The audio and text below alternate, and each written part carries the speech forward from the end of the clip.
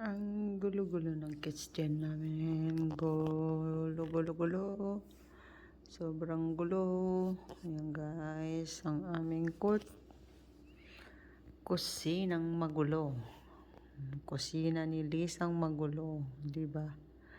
Nang dahil guys, nire-renovate ang kitchen namin. Hindi ko pa ma-reveal ngayon dahil sobrang kalat pa ng aming kitchen. So, pagkatapos na lang at saka ako i-reveal. Ayan muna ang makikita nyo ngayon. Sobrang kalat. Hindi ko alam kung saan ko umpisahan maglinis. Grabe, oh, ang daming kalat. Sobrang kalat ng kitchen namin. Diba? Oh, ang daming box dyan. Grabing kalat.